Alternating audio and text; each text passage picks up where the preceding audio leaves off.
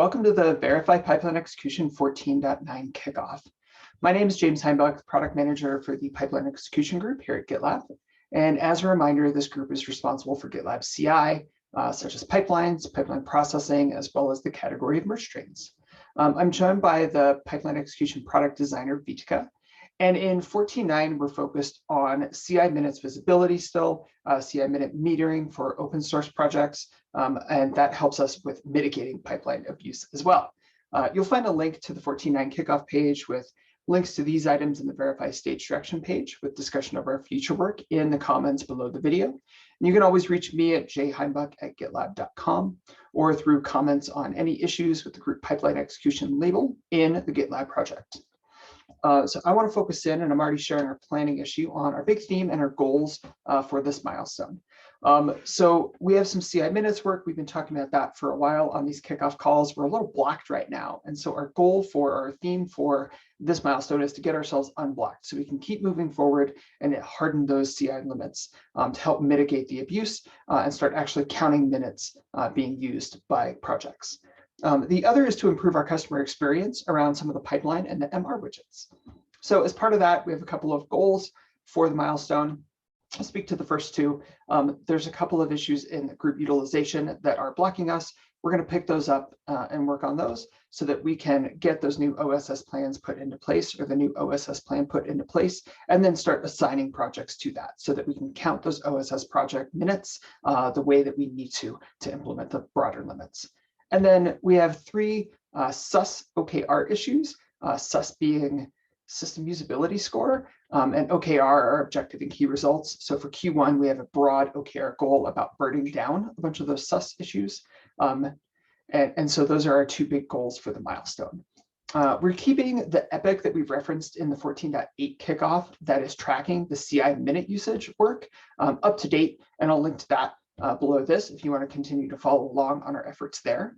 And I mentioned our other goal is improving that customer experience with the pipeline and the MR widgets on the MR page. And that a big focus for the team this quarter is really getting some of those high severity SUS issues taken care of.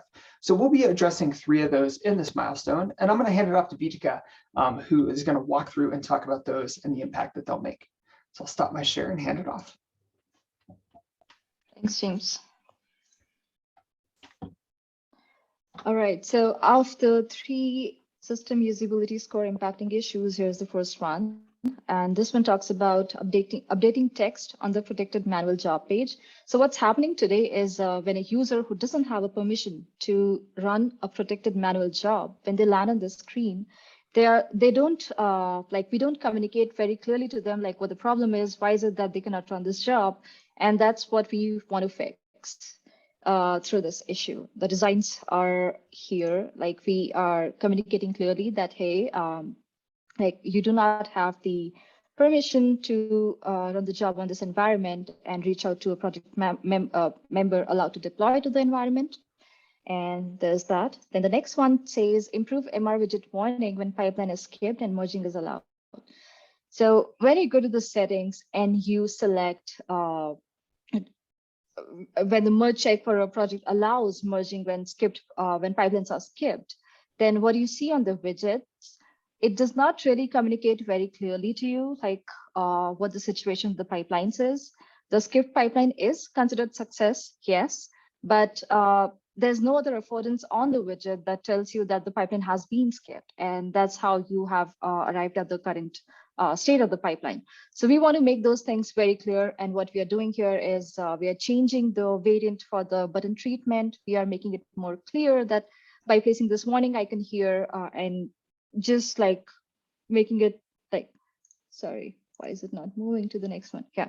And then changing the text on the confirmation modal to something which is more explanatory, that that communicates to the users that the pipeline for that particular change, it was skipped, and they should keep that in mind before merging the change.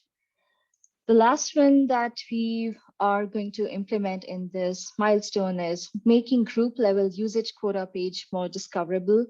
So today we have the usage quota information all stored under the group settings in the usage quota page. but not many users were able to point to that when we conducted a research. So based on the insight that we received from a recent UX scorecard research, we created this issue. And now what we are doing is we are providing more visibility to that page through a very small and boring solution, which is providing a link in the analytics tab. And that's how we are dealing with this today. And lastly, another issue that I want to talk about, which is not a SaaS, but it's something that we are working on in this quarter, is providing visibility for shared runner usage for user namespaces. So this is something that we are working on in 14.8 for the group level. And we want to give a feature an equivalent feature for user namespaces as well. So if you do not have a group and you have just projects under your namespace, and you just want to go and have a look at the shared runner usage for those, you should be able to do that. And that's all from the UX side. Back to you, James. Thanks, Utica.